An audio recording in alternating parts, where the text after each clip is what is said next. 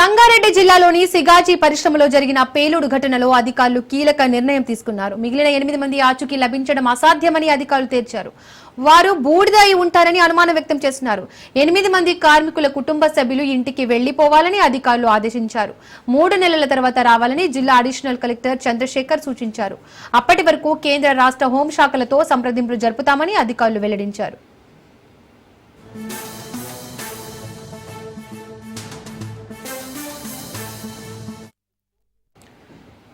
సంగారెడ్డి జిల్లాలోని సిగాజీ పరిశ్రమలో జరిగిన పేలుడు ఘటనలో అధికారులు కీలక నిర్ణయం తీసుకున్నారు. మిగిలిన 8 మంది ఆచూకీ లభించడం అసాధ్యమని అధికారులు తేల్చారు.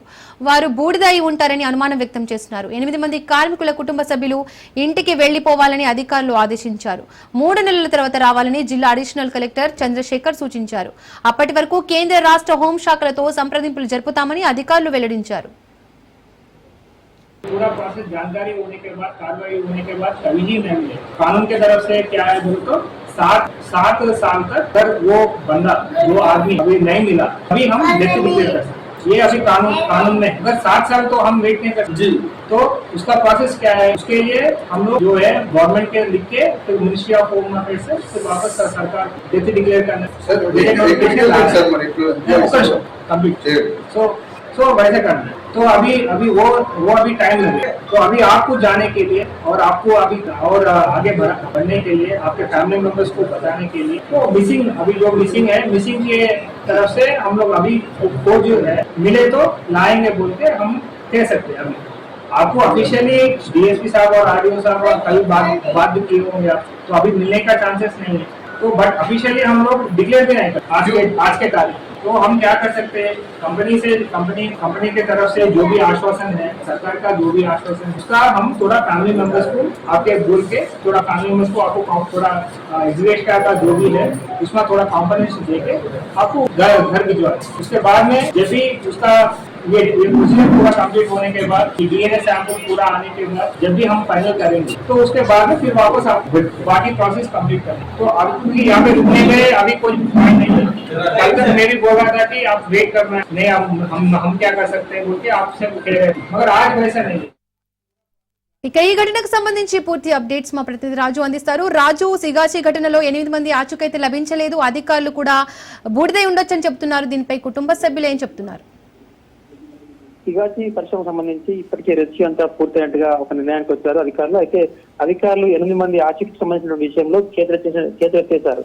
అయితే ఆచూకీ దొరకకపోవడంతో కార్మికులందరినీ కూర్చోబెట్టుకుని జిల్లా అడిషనల్ కలెక్టర్ చంద్రశేఖర్ 3 నెలల తర్వాత మీరు రావాలి, మేము అప్పుడు పిలుస్తాం, కబురంస్తాం, అప్పటిదాకా మీరు రావద్దని చెప్పారు. ఇప్పటికీ కుటుంబీకుల నుంచి 100 మందికి పైగా DNA సంబంధించినటువంటి శాంపిల్స్ రక్త శాంపిల్స్ తీసుకున్నారు. 100 మందికి పైగా శాంపిల్స్ మ్యాచ్ కాకపోవడంతో వాళ్ళు ఖాళీ బూడిదై ఉంటారని చెప్పి ఒక నిర్ణయానికి వచ్చారు.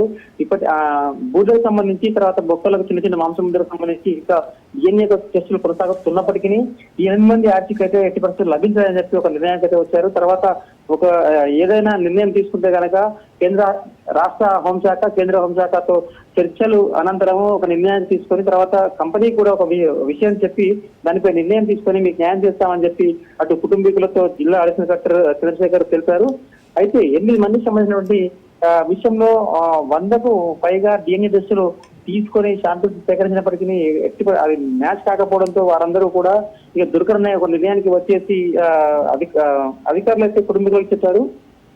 ముఖ్యంగా వారికి సంబంధించి రాహుల్, శివాజీ, వెంకటేష్, విజయ్, అఖిలేష్, జస్టిన్, రవి, ఇర్ఫాన్ వీళ్ళకి సంబంధించినటువంటి విషయంలో ఇంకా ఎటువంటి ఆచూకీ లభించలేదు. వారికి సంబంధించినటువంటి ఆధార్ కార్డులు కూడా తర్వాత ఎటువంటి కార్డులు కూడా లభించకపోవడంతో వారికి సంబంధించిన విషయంలో ఇక దొరకదు అనే ఒక నిర్ణయానికి అయితే వచ్చేసారు. మొత్తానికి 8 మందికి సంబంధించిన విషయంలో ప్రభుత్వాలతోని మాట్లాడిన తర్వాత నిర్ణయం తీసుకున్నామని చెప్పారు. మిగతా వారందరికీ కూడా 44 మందికి సంబంధించినటువంటి మృతులు ఇప్పటికే వారిని స్వస్థలాలకు పంపించేశారు. వారికి సంబంధించిన విషయంలో అటు ఎక్స్గ్రేషియాకి సంబంధించిన విషయంలో క్లారిటీ అయితే ఉంది. కానీ 8 మందికి సంబంధించిన విషయంలో ఎక్స్గ్రేషియా కానీ ఇంకా ఇతరత్ర వాళ్లకు రావాల్సినటువంటి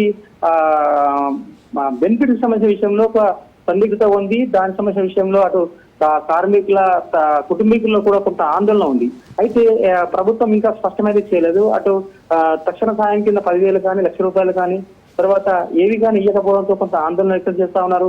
అసలు మా డెడ్ బాడీస్ మాకు ఇస్తారా ఇవ్వరా అని చెప్పి ఇప్పటికే కుటుంబీకులు గత 9-10 రోజులుగా అక్కడ అధికారుల చుట్టూ తిరుగుతూ కాళ్ళ బెల్లా పడుతూ రోధిచ్చారు. అయినా సరే వారి దురదృష్టం వారికి శవాలు దొరకకపోవడంతో అధికారులు కూడా ఏం చేయలేని పరిస్థితుల్లో చేతులెత్తేసి ఈ రోజైతే 3 నెలల తర్వాత మీరు తిరిగి రావాలని, అప్పటి వరకు మేము దీనిపై ఇంకా శాంపిల్స్ మా దగ్గర ఉన్నటువంటి ఆ బొక్కలు ఆ చూరా సంబంధించిన విషయంలో కొంత ఫోరెన్సిక్ కానీ తర్వాత డిఎన్ఏ టెస్టుల ద్వారా కొంత ప్రయత్నం చేస్తాము. తద్వారా మీకు రావాల్సినటువంటి విషయంలో, మీకు రావాల్సినటువంటి బెనిఫిట్స్ విషయంలో కంపెనీ యాజమాన్యంతో మాట్లాడి, అటు కేంద్ర ప్రభుత్వం రాష్ట్ర ప్రభుత్వంతో మాట్లాడి ఒక నిర్ణయం తీసుకొని మిమ్మల్ని పిలుస్తామని చెప్పారు.